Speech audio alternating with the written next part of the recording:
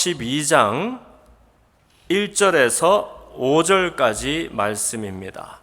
로마서 12장 1절에서 5절까지 말씀 함께 찾아서 또 한 목소리를 읽어보도록 하겠습니다. 로마서 12장 1절에서 5절. 그러므로 형제들아, 내가 하나님의 모든 자비하심으로 너희를 권하노니 너희 몸을 하나님이 기뻐하시는 거룩한 산 제물로 드리라. 이는 너희가 드릴 영적 예배니라. 너희는 이 세대를 본받지 말고 오직 마음을 새롭게 함으로 변화를 받아 하나님의 선하시고 기뻐하시고 온전하신 뜻이 무엇인지 분별하도록 하라. 내게 주신 은혜로 말미암아 너희 각 사람에게 말하노니 마땅히 생각할 그 이상의 생각을 품지 말고 오직 하나님께서 각 사람에게 나누어 주신 믿음의 분량대로 지혜롭게 생각하라. 우리가 한 몸에 많은 지체를 가졌으나 모든 지체가 같은 기능을 가지는 것이 아니니 이와 같이 우리 많은 사람이 그리스도 안에서 한 몸이 되어 서로 지체가 되었느니라. 아멘. 제가 다시 한번 1절과 2절을 읽습니다. 그러므로 형제들아, 내가 하나님의 모든 자비하심으로 너희를 권하노니 너희 몸을 하나님의 기뻐하시는 거룩한 산 제물로 드리라. 이는 너희가 드릴 영적 예배니라. 2절. 너희는 이 세대를 본받지 말고 오직 마음을 새롭게 함으로 변화를 받아 하나님의 선하시고 기뻐하시고 온전하신 뜻이 무엇인지 분별하도록 하라. 오늘날에 우울증을 앓는 분들이 많이 계시답니다. 매사에 의욕과 동기가 없고 무슨 일을 해도 의미를 느끼지 못한다고 합니다. 그러니 즐거움이 없습니다. 그것은 사람이 가치를 잃어버렸을 때 생기는 일이라고 합니다. 왜냐하면 사람은 먹는 것으로 또 잠자는 것으로 입는 것으로 그것만으로는 살 수가 없는 존재이기 때문에 그렇습니다. 그래서 너나 없이 잘 사는 사람, 못 사는 사람, 또 사회적으로 성공한 사람, 그렇지 않은 사람 할 것 없이 이상하게 목이 마르고 배가 고파서 우울해한다는 겁니다. 그런데 이 가치를 잃어버렸다 할 때 이 가치라는 것은 다른 말로 우리한테 뭔가 중요한 것을 말합니다. 그렇죠? 무엇이 가치 있다 할 때에 그것이 나에게 무슨 의미가 되고 나에게 중요한 뜻이 있기 때문에 가치 있다고 말합니다. 이 가치라는 것은 다름 아니라 사람을 움직이게 하는 어떤 힘이요 동력이 됩니다. 그 가운데서 특별히 지금 가지고 있는 것보다 더 많은 가치를 가지고 싶어 하는 욕구를 우리는 종종 탐욕이라는 단어로 설명합니다. 탐욕 그러면 영어로 greed 하는 것은 대부분 우리가 부정적인 의미로 사용하기 때문에 우리 머릿속에는 나쁜 이미지로 인식될 때가 많이 있습니다만 어쨌든 이 탐욕이라는 것은 사실 나쁜 것도 좋은 것도 아닌 것이 무엇이 그 탐욕을 만들어냈는지 내가 품고 있는 탐욕이 무엇을 향한 것인지에 따라 의미가 달라질 뿐 탐욕이 없는 사람은 이 지구상에 하나도 없다는 겁니다. 하긴 그러고 보니까 우리가 오늘날 경험하고 있는 온갖 풍요롭고 좋은 것들은 사실 사람이 가지고 있는 탐욕의 덕분에 이루어진 것일지도 모릅니다. 여러분, 많은 분들이 공부하고 계시잖아요.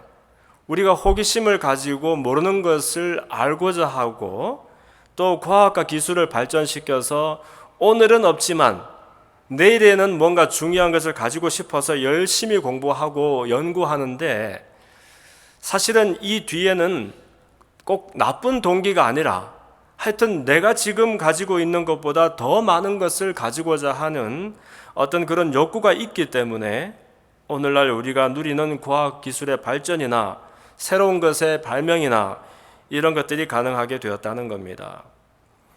심지어 오늘날 경제 체제 중에서 가장 완벽하다고 우리가 자랑하는 이 자본주의 시장 경제라는 것도 사실 이론으로 따지면 공산주의나 사회주의보다 더 이상적인 그런 모델은 아닙니다. 근데 왜 이 이론으로 따지면 완벽하지 않은 이 자본주의와 시장 경제가 계속해서 이렇게 돌아갈 수 있게 되었을까 하는 것을 살펴보면 그 뒷면에는 너나 없이 나의 개인의 이윤을 추구하는 사람의 탐욕이라는 것이 자리하고 있기 때문에 누가 시키지 아니해도 그것이 자동으로 작동을 해서 이 자본주의라는 것이 유지되고 돌아가게 된다는 것이죠. 그런데 이것은 비단 그런 경제나 학문의 분야에서 뿐만이 아니라 예술과 종교의 분야에까지도 작용을 해서 사람이 무언가를 하고 싶고 무언가를 향해서 열정을 품고 달려가고 싶고 하는 이 모든 것들이 그 뒷면에서는 사실 끊임없이 그것이 무엇인지 모르지만 가치를 추구하고 더 많은 것을 가지고자 하는 사람의 욕구 때문에 그런 일들이 가능하게 되었다는 겁니다. 저는 이 대목에서 가치라는 이것을 오늘 본문 말씀에 비추어서 함께 생각해 보기를 원하는데, 이 대목에서 저는 저의 어릴 때 이야기를 하지 않을 수가 없습니다. 제가 돌아보니까 실은 저의 가장 전성기이자 인생의 중요한 어떤 그런 깨달음을 얻었던 장면들이 몇 번 있었는데, 그 중에서 가장 강력한 것 중에 하나가 제가 5살 때 정도 되는 이야기인 것 같습니다. 여러분들은 5살짜리가 뭘 할까 생각하시겠지만 저는 그때 인생의 최대의 전환기를 경험한 적이 있습니다. 다름 아니라 저는 제 동네에서 딱지왕으로 유명했습니다. 우리 동네에 있는 모든 딱지는 상예비네 집에 가면 있다더라. 그래서 저희 동네의 어린이들의 저는 우상이었죠. 그래서 그 어린이들의 꿈에도 소원은 상여비가 있는 그 딱지 길드에 한번 조인을 해보는 것, 전문 용어로 깐부라고 합니다.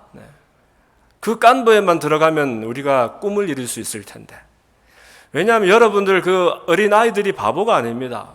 그 아이들의 눈에는 당시에는 10원이면 2장쯤 했던 것 같아요. 딱지를 사면, 여러분들 아시는지 모르겠는데 딱지는 종류가 좀 여러 가지 있습니다. 사실 동그란 딱지, 네모난 딱지, 고무 딱지, 훈장이라고 양철로 만든 딱지까지 있습니다. 제 주 종목은 동그란 딱지였습니다. 10원을 주면 가게에서 2장을 주는데 그것을 다 뜯으면 한 도합 한 50장 정도 되는 그 딱지들, 그걸 가지고서 여러분 석 장씩 넘겨서 글자 많은 놈이 이기자, 별이 많은 사람이 이기는 걸로 하자, 뭐 이렇게 해서 찌르고 따고 하는 그런 일이 있습니다. 근데 어쨌든 그때에 이제 아이들은 돈을 주고 사도 조금밖에 안 되는 그 딱지를 저는 주로 메리아스 박스에다 휴대를 했고, 저희 집에는 소형 냉장고 박스를 가득 채울 만큼 딱지가 많았습니다. 그때 저는 이미 규모의 경제학이라든지 자본이 자본을 만든다라든지 이런 경제 원리들을 다 터득을 하고 있었어요. 그래서 저희 길드에 들어오면 아이들이 절대 딱지를 잃을 수가 없는 겁니다. 왜? 혹시 잃고 오면은, 저희 집에 오면은 제가 더 많은 물량을 뒤에서 대어줍니다. 딸 때까지 그냥 물량을 대어주는 거예요. 그럼 100장을 잃고 오면 200장을 주고, 200장을 잃고 오면 400장을 주고 해서 제 깐부에 들어온 아이들은 절대로 잃을 수가 없도록 제가 조직을 그렇게 돌보았지요. 제 나름대로는 굉장히 신박했습니다. 왜냐하면 딱지는 곧 저에게 복음이었고 생명이었고, 밥을 안 먹어도 쳐다만 봐도 그렇게 배가 부른 거 있지요. 여러분들 잘 이해를 못 하실 거예요. 진짜로 밥을 안 먹어도 그 소형 냉장고 박스만 쳐다보면 그렇게 기분이 좋고, 자다가도 그 박스가 있는지 이렇게 만져보게 되고, 저에게는 그게 저의 인생의 전부였습니다. 그러다가 이제 5살을 마치고 6살쯤 올라가는 때에 아버지께서 상여봐, 네가 인생을 계속 그렇게 살 수는 없지 않느냐. 너 내일 모레면 이제 유치원을 간단다. 저는 인생이라는 것이 계속 그렇게 가는 줄 알았는데 때가 되면 사람이 딱지놀이도 그만하고 글도 배우고 노래도 배우고 하면서 이제 배움의 길로 들어가야 된다는 것을 깨닫게 되었습니다. 충격이었지요. 그래서 그때 생각을 해보니까 갑자기 생명처럼 귀하게 여겨지던 그 가치의 딱지가 어느 순간인가 누가 시키지도 않은데 아무것도 아닌 것처럼 느껴지기 시작한 거예요. 누구도 그것이 그러면 안 돼, 그건 아무것도 아니야 라고 말한 사람 없었는데 그때까지는 무려 5년 동안 인생을 살아가면서 제 전부라고 생각했던 그 딱지들이 그냥 하룻밤 자고 그랬는데 아버지 말씀 하나에 아무것도 아닌 것처럼 보이기 시작한 겁니다.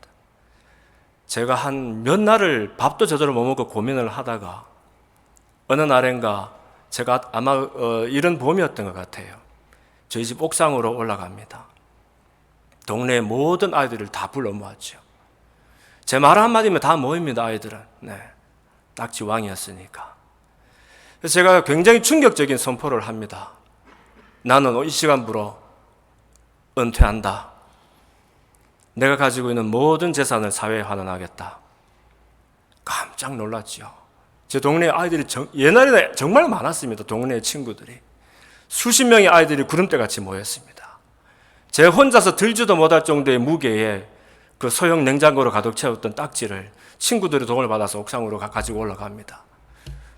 정말 제 살을 도려내는 같은 그런 아픔이었어요. 그러나 뚜껑을 열고 붓기 시작합니다. 온 하늘을 그냥 딱지가 다 덮은 거예요. 바람까지 불러서 그냥 막 온 천지 딱지입니다. 밑에서는 난리가 났죠. 아이들이 10원씩 20원씩 줘야 살 수 있는 그 귀한 생명 같은 딱지가 하늘에서 떨어지는 거예요. 은혜죠. 대가를 지불 안 했는데 그냥 떨어지는 거예요. 아이들은 밑에서 죽고. 근데 그날 저는 태어나서 처음으로 놀라운 경험을 합니다. 어제까지 내가 목숨도 걸 수 있을 것 같은 그 가치가, 그 딱지의 가치가 오늘 아침에는 아무것도 아닌 것이 되는 거 있죠. 친구들은 그래서 신이 나서 죽는데 제 마음속에는 뭔가 중요했던 것을 내려놓았지만 그냥 더 큰 것을 얻은 듯한 그런 까닭 모를 감동과 어떤 그런 마음이 뜨거워지는 것을 느끼고 있었습니다.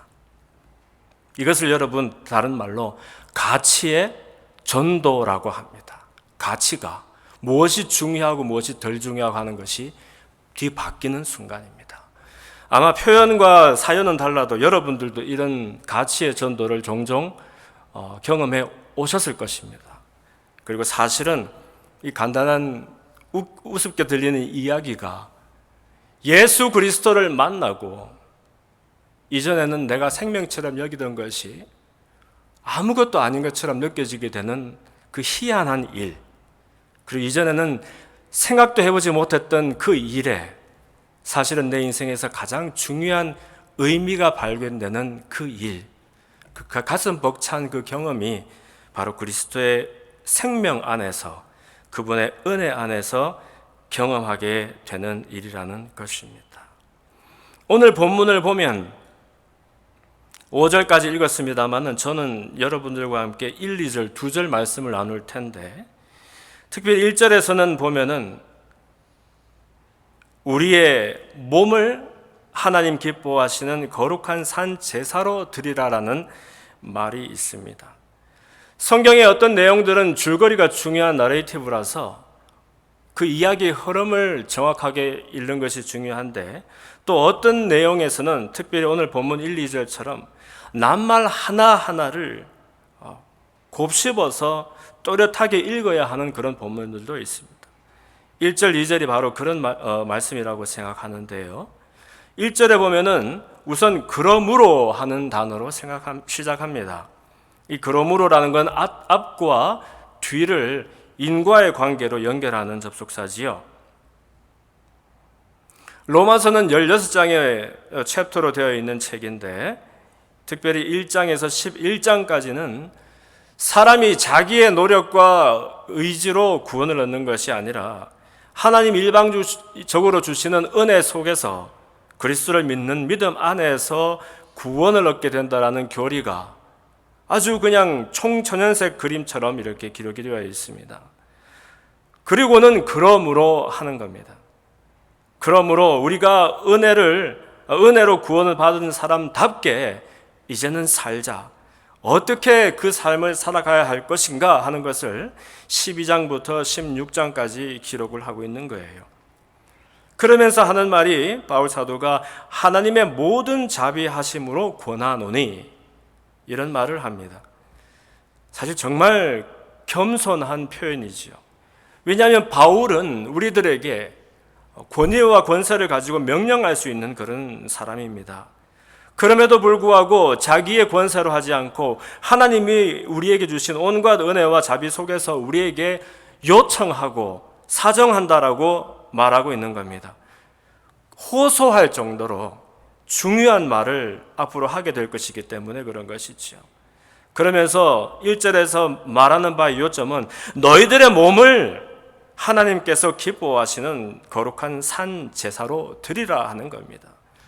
이때 너희 몸이라는 것은 그냥 우리의 피지컬한 그 몸뿐만 아니라 사람이 가지고 있는 모든 것, 우리가 가지고 있는 인생의 인격과 성품과 모든 것을 다 아우르는 그런 말입니다. 사람 몸 가는 곳에 그 사람의 전부가 따라가지 않습니까? 그래서 그 몸을 드리는데 특히 산 제사로 드려라. 근데 이 제사가 어떤 제사입니까? 하나님이 기뻐하시는 거룩한 제사라는 겁니다.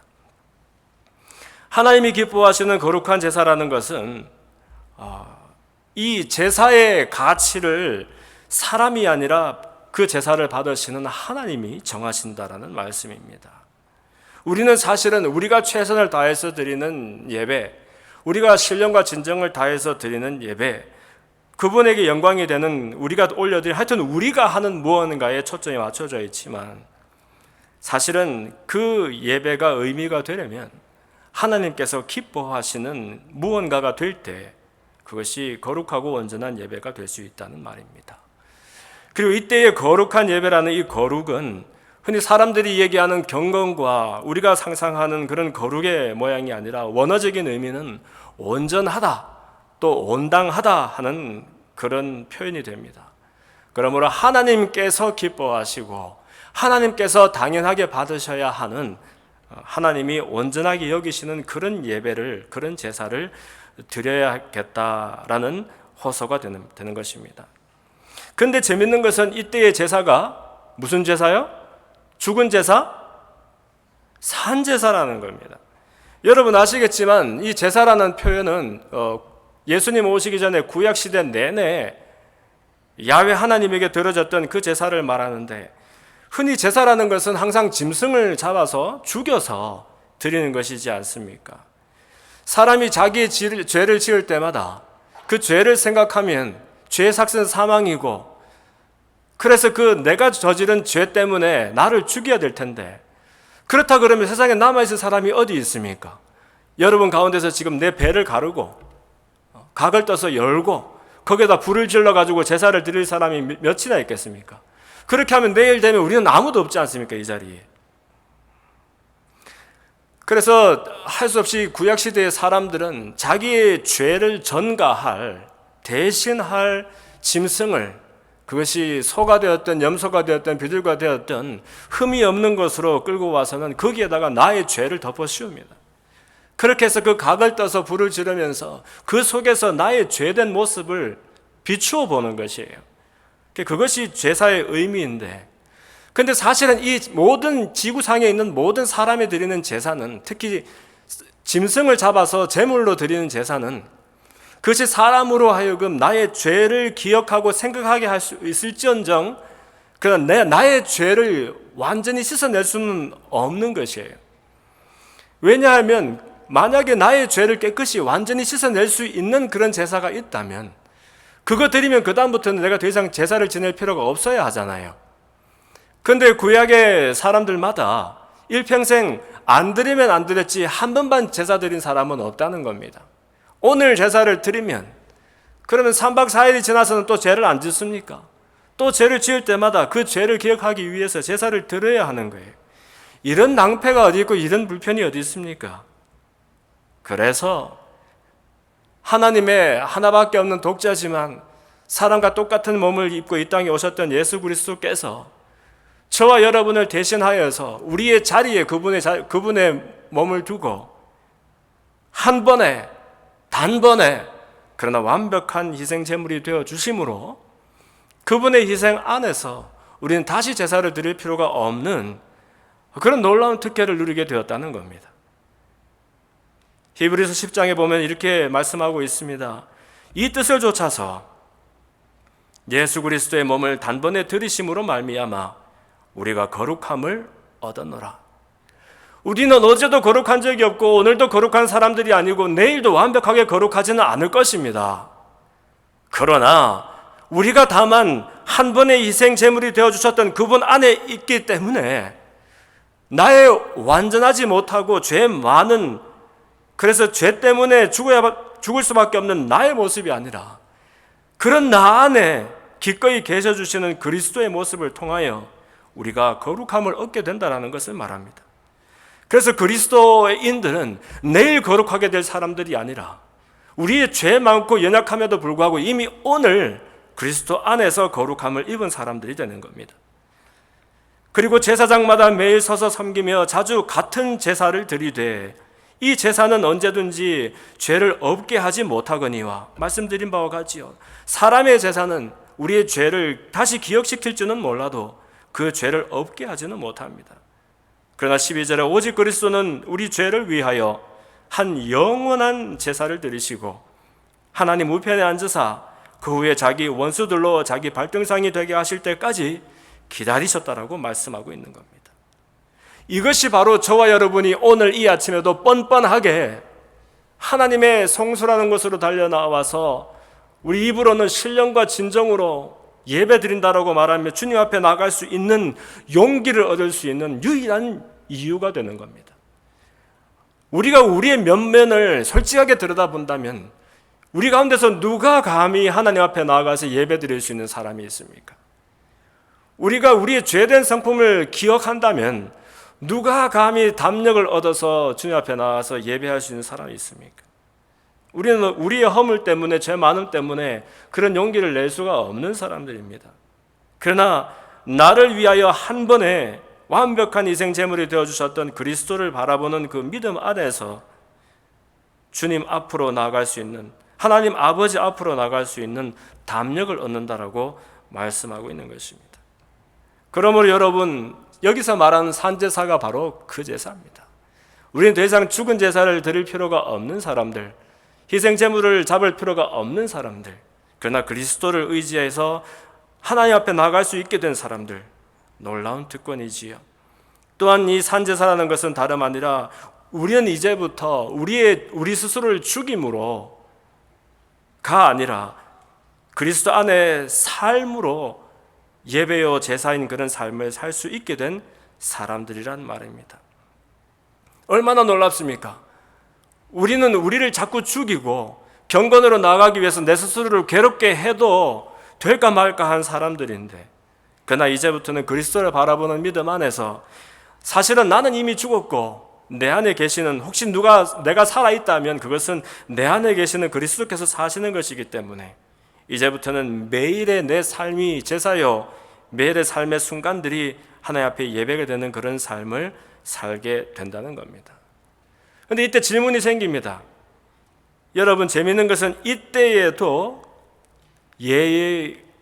우리의 탐욕이라는 것이 이 뒤에서 작용할 수 있다는 겁니다. 흔히 삶이 제사인 삶을 살아라 그러면 많은 분들이 이 말씀을 읽을 때마다 우리가 경건하게 살아야 되나 보다, 거룩하게 살아야 되나 보다라고 자동적으로 생각하게 됩니다. 경건의 유익은 너무나 크고 거룩한 삶은 우리 성도의 의무입니다. 그러나 여기서 살아있는 제사로 삶의 제사를 드리라는 것은 우리가 경건하고 착하게 살아라는 그 말이 다인 그런 단순한 표현이 아닙니다, 여러분. 만약 그렇다면 우리는 전부 다 지금 여기 있으면 안 되고 수도원으로 들어가야 되는 사람들입니다. 내 몸에다가 채찍을 휘두르면서 상처를 내고 매일같이 금식을 하고 고행을 하면서라도 내 속에 있는 그 죄의 성품들과 욕구들을 자제하고 주님 앞에 거룩하게 나가기 위해서 끊임없이 자기 스스로를 쳐야 되는 그런 사람들이라는 것이죠. 그러나 여러분, 경건은 너무나 소중한 것이지만 경건주의의 우상에 빠져서는 안 된다는 겁니다. 우리가 얼마나 많은 순간 심지어 좋은 것들도 우리의 탐욕 속에서 이루어지는지를 바라보는 지혜가 우리 속에 있어야 합니다. 무슨 말이냐 하면 여러분, 신앙생활도 기왕 할 거면 우리 열심히 해야 되잖아요. 그렇죠?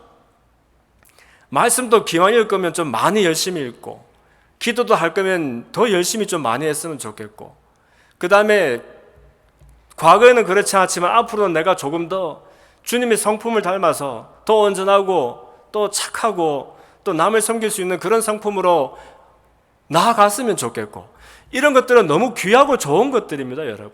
그러나 마치 이것이 신앙의 가장 중요한 부분인 양 이해되기 시작하면, 잘못하면 우리의 경건에 대한 노력도, 거룩해지고자 하는 그 욕구도 사실은 사람의 욕심을 따라서 이루어질 수 있다는 것을 경계할 필요가 있다는 겁니다. 저는 복잡한 이야기로 여러분들을 혼란하게 하고 싶은 생각은 없습니다. 저는 중요한 것 때문에 다른 모든 것들이 안 중요하게 되어야 된다고 고집하고 싶지도 않습니다. 그런데 여러분, 한번 생각해 봅시다. 우리가 신앙의 이름으로, 그 다음에 종교의 이름으로 기울이는 노력들 가운데서 얼마나 많은 일들이 우리의 욕구와 욕심에 따라서 생기는 노력인가 하는 것 한번 생각해 볼 필요가 있을 것 같습니다. 이 가운데서 천국에 가고 싶은 사람 손 들어보세요. 아니, 반대로 물어봅시다. 천국에 안 가고 싶은 사람 손 들어보세요. 아무도 없잖아요. 왜냐하면 살아있는 사람한테 가장 중요한 것은 죽은 다음 이야기입니다. 살아있는 사람들 중에서 한 번도 죽어본 사람이 없기 때문에 우리가 경험해보지 못한 중요한 일들 가운데서 천국 가고 못 가고 하는 것은 그야말로 얼마나 중요한 일입니까? 그러다 보니 마치 어느샌가 이 예수 믿고 구원 얻는다 하는 것이 천당에 들어가느냐 못 가느냐의 이 당락에 결정되는 그런 문제로 이해될 때가 많이 있어요. 근데 여러분, 그러면은 천국에는 종일토록 찬양만 부르고 예배만 드리고 한다는데 얼마나 힘들겠습니까? 거기 가면 온갖 좋은 것만 있다는데 좋은 것도 하루 이틀이지 얼마나 지루하겠어요? 혹시 거기 갔는데 다 좋은 것들은 다 있고 예수님이 안 계시다 그러면 여러분 정말 거기 가고 싶겠습니까? 또 그리고 어떤 사람들은 나는 정말 이렇게 살고 싶지 않아요, 목사님. 지금보다 더 경건해지고 싶고 더 거룩해지고 싶고 나의 죄된 속성들을 정말 굴복시키고 싶고 어떻게 하면 사도 바울처럼 살 수 있나요? 사도 바울처럼 살아보고 싶고 그리스도처럼 되고 싶은 것은 너무너무 귀하고 복된 이야기지만, 그러나 그것이 나에게 굴레가 되어서 그런 사람이 되고 싶은 욕구가 하나님을 생각하고 하나님을 의지하는 것보다 더 앞서게 되면 그것도 사실은 그 탐욕에 의해서 나의 신앙생활이 좌우되는 그런 과오가 될 수도 있다는 것입니다. 그러므로 여러분, 2절 말씀에서 우리에게 귀한 교훈을 주고 있습니다. 그렇게 하지 말고 너희는 이 세대를 본받지 말고 오직 마음을 새롭게 함으로 변화를 받아 하나님의 선하시고 기뻐하시고 온전하신 뜻이 무엇인지 분별하도록 하라고 말씀하고 있습니다. 따라합시다. 이 세대를 본받지 말고 마음을 새롭게 함으로 변화를 받아. 정말 중요한 말씀입니다. 이 세대를 본받지 말고 그러면 우리 머릿속에 쉽게 떠오르는 것은 세상이 악하니까 세상 풍조를 따라가지 말고 오히려 세상을 경계하고 세상으로부터 우리 스스로를 분리해서 거룩한 자리로 나가야 되는가 보나 이렇게 생각할 수 있는데, 이 말씀은 세상을 경계하고 세상을 혐오하라는 말씀이 아니라 사실은 우리를 포함해서 우리는 세상과 분리된 사람들이 아닙니다. 우리는 세상 안에 있는 사람들입니다. in the world예요. of the world는 아니지만 in the world 한 사람들이잖아요. 우리가 마치 세상 속에 있지 않은 사람처럼 우리를 바라보기 시작하면 기독교의 환상 속에 사로잡히기 쉽습니다. 우리는 세상 안에 있고 세상으로 보내어진 사람들입니다. 하나님이 교회를 사랑하사 독생자를 보내주신 것이 아니라 세상을 이처럼 사랑하사 독생자를 아낌없이 보내주신 것입니다. 우리를 빛으로 세우실 때에도 너희는 교회의 빛이다, 교회 안에서 모범된 삶을 살아라, 이렇게 말씀하지 않고 너희들은 세상의 빛이다라고 말씀하십니다. 그래서 사실은 우리가 세상이고 우리가 세상 안에 있고 세상을 위하여 보내어진 사람들이라는 거예요. 그러므로 세대를 본받지 말으라는 것은 세상을 두려워하고 더럽고 위험하니까 무서워하라는 것이 아니라 이 세상을, 이 세대를 지배하고 있는 가치 속에서 우리를 건져내야 한다는 것을 말합니다. 세상은 하나님께서 한시적으로 공중 권세에게 이 세상을 지배하고 다스릴 수 있는 권한을 주십니다. 우주 만유는 하나님 아래에 있지 않은 것이 하나도 없지만 그건 이 세상은, 우리가 속해 있는 이 세상을 잠시 동안 지배할 수 있도록 공중 권세에게 권위를 허락하시는 겁니다. 그래서 이 세상은, 우리를 포함해서 세상을 지배하는 그런 가치들이 있는데 그야말로 그것은 하나님 필요 없다, 하나님 안 계실 줄도 모른다, 우리가 최선을 다해서 정말 우리가 헌신하고 수고하고 노력해서 아름다운 세상을 만들어보자, 하나님 없이 그것을 해보자 하는 인본주의적인 생각을 말하는 것입니다.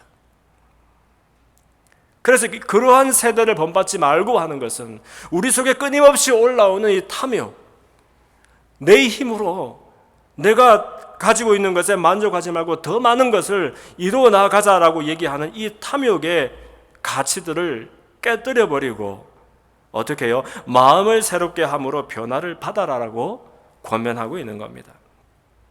이때 마음을 새롭게 함으로 변화를 받아라 그러면 또 많은 분들은 그래, 내가 마음을 새롭게 먹어야지, 기도하고 찬양 속에서, 묵상 속에서, 말씀 속에서 내가 정말 허탄한 것들을 쫓지 말고 이 악한 것들로부터 내 마음을 지켜서 예수님만 생각하고 거룩 가운데 임해야지라고 생각합니다. 좋은 생각이고 소중한 가치입니다. 그러나 그것만을 말하는 것이 아닙니다. 이때에 새롭게 하여 변화를 받는다 할 때의 이 변화는 여러분, 단순한 물리적인 그런 변화가 아닙니다. 일에다가 일을 더해서 일을 만들어내는 그런 변화가 아니라 아예 속성과 성질과 아예 근본이 송두리째 바꾸어지는 그러한 생화학적인 변화를 말하는 겁니다. 이것은 그 전과 그 후를 도저히 연결시킬 수가 없을 것 같은 총체적인 변화를 말하는 거예요. 당장 어제까지만 해도 예수 믿는다라고 말하는 사람들이라도 만나면 그 사람들을 죽이겠다고 덤벼들었던 이 유대교에 헌신되었던 사울이 똑같은 입으로 예수를 저주하던 그 사람의 입술에서 예수를 그리스도라고 시인하고 하나님을 찬미하는 입술로 바뀌어지는 그러한 변화.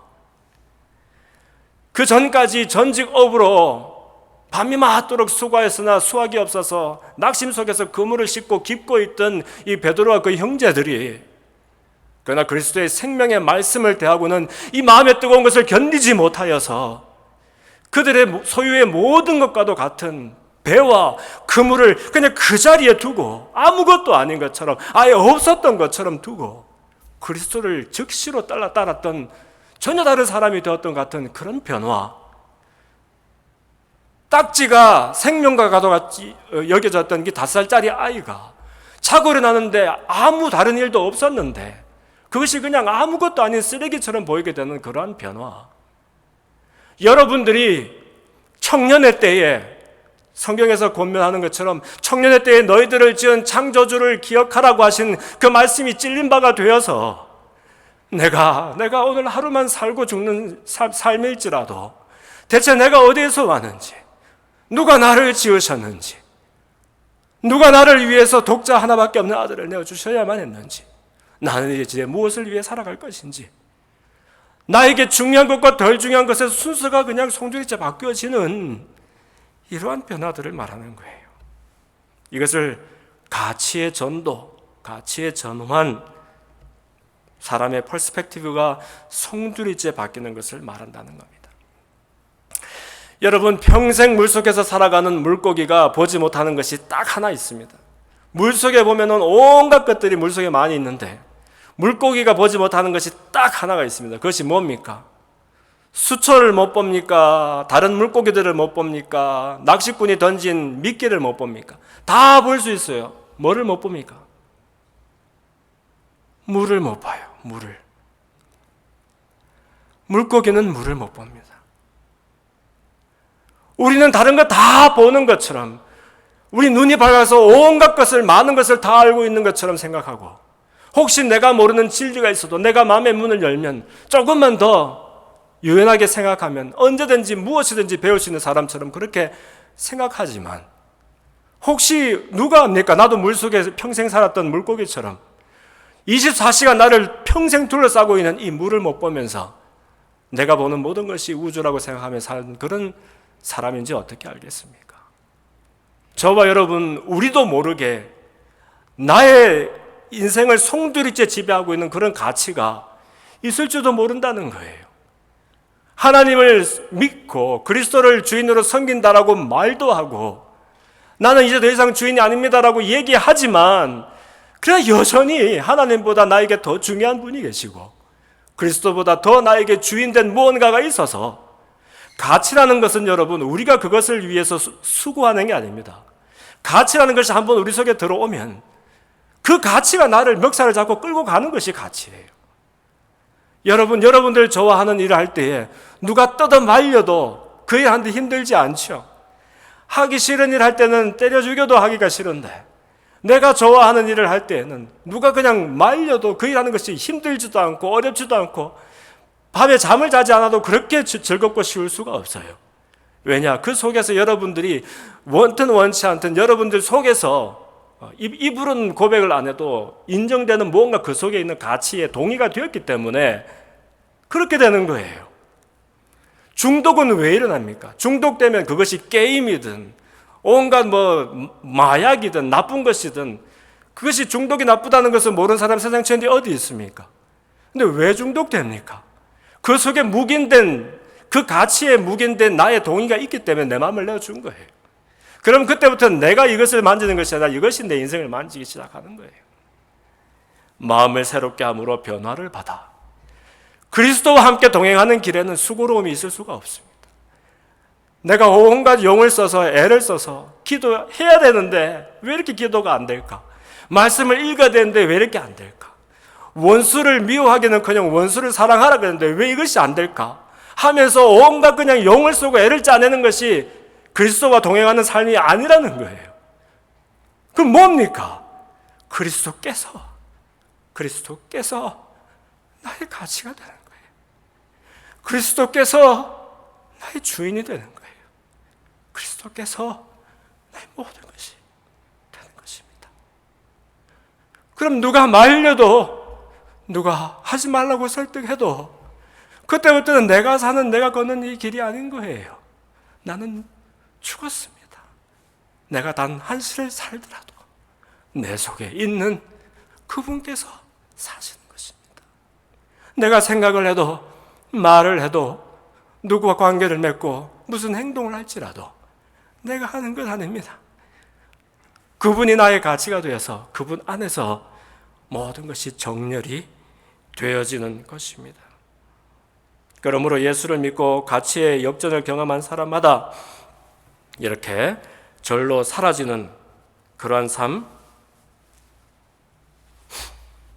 경험하게 되기를 바랍니다. 빌립보서 3장 7절 이하에서 하나님의 선하시고 기뻐하시고 온전하실 뜻이 무엇인지 분별이 되고 마음을 새롭게 함으로 변화를 받았던 바울이 그의 생애를 이렇게 묘사하고 있습니다. 그러나 무엇이든지 내게 유익하던 것을 내가 그리스도를 위하여 다 해로 여길 뿐더러 또한 모든 것을 해로 여김은 내 주 그리스도 예수를 아는 지식이 가장 고상함을 인함이라. 내가 그를 위하여 모든 것을 잃어버리고 배설물로 여김은 그리스도를 얻고 그 안에서 발견되려 함이니 내가 가진 의의는 내가 무언가를 하는 것, 곧 율법에서 난 것이 아니요 오직 그리스도를 믿음으로 말미암는 그것이니 곧 믿음으로 하나님께서 난 의라. 내가 그리스도와 그 부활의 권능과 그 고난의 참여함을 알려하여 그의 죽으심을 본받아 어찌하든지 죽은 자 가운데서 부활에 이르려 하노니 이것은 내가 이미 얻었다 함도 아니요 온전히 이루었다 함도 아니라 오직 내가 그리스도 예수께 잡힌 바 된 그것을 잡으려고 쫓아가노라. 탐욕입니다. 또 다른 종류의 탐욕. 그러나 이것은 내가 가지고 있는 것에 만족이 안 되어서 더 많이 무언가를 가지기 위하여 그렇게 욕심을 부리는 탐욕이 아니라 오직 이제는 다른 모든 것들은 배설물처럼 여겨지고 내 앞에 세워놓으신 표대를 향하여 그리스도 예수께 잡힌 바 된 그것을 내가 잡으려고 쫓아가노라라는 선한 그리드가 바울 안에 생기게 된 겁니다. 이것은 단순히 경건한 내가, 믿음 좋은 내가, 하나님께 영광 돌릴 만한 그런 성공적인 내가 되고자 하는 그런 욕구가 아니라 나에게 하나님 한 분으로 만족이 되었고 그분 안에서 나는 온전한 사람이 되었고 나의 연약함과 부족함에도 불구하고 나는 주 안에서 거룩한 피조물이 되었고 그래서 이제는 그분에게서부터 오는 무언가를 구하는 것이 아니라 바로 그분을 구하는 그분의 더 풍성함을 구하는 그러한 인생으로 변화된 것입니다. 예수께 잡힌 바 된 그것을 잡으려고 쫓아간다라고 고백하는 겁니다. 이것이 예수 안에서만 경험할 수 있는 마음을 새롭게 함으로 받는 진정한 변화인 것입니다. 사랑하는 폴드 제자교회 모든 지체들이 이제 우리가 마음을 새롭게 함으로 이런 류의 변화를 받아서 단 하루를 살더라도 그리스도 예수께서 온전히 주인 되시는 그래서 너무도 즐겁고 쉽게 절로 사라지는 그러한 삶을 살게 되시기를 주님 이름으로 축원합니다. 살아계신 아버지 하나님 은혜와 사랑을 감사합니다.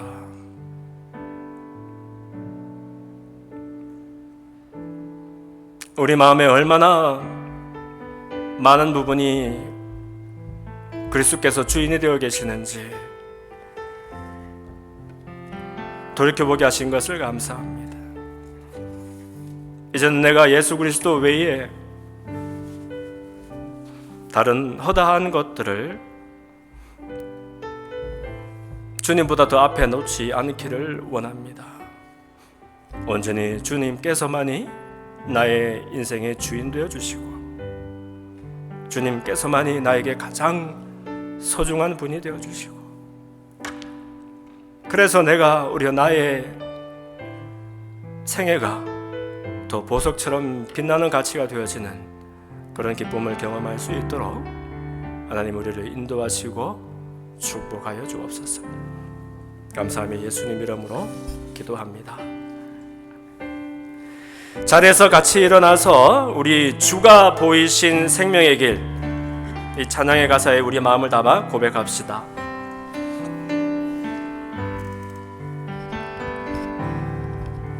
주가 보이신 생명의 길, 나 주님과 함께 상한 마음을 들이며 주님 앞에 나아가리.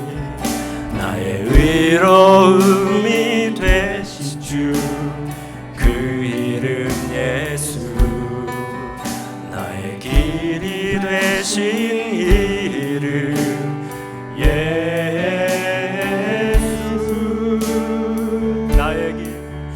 나의 길 오직 그가 하시나니 나를 단련하시는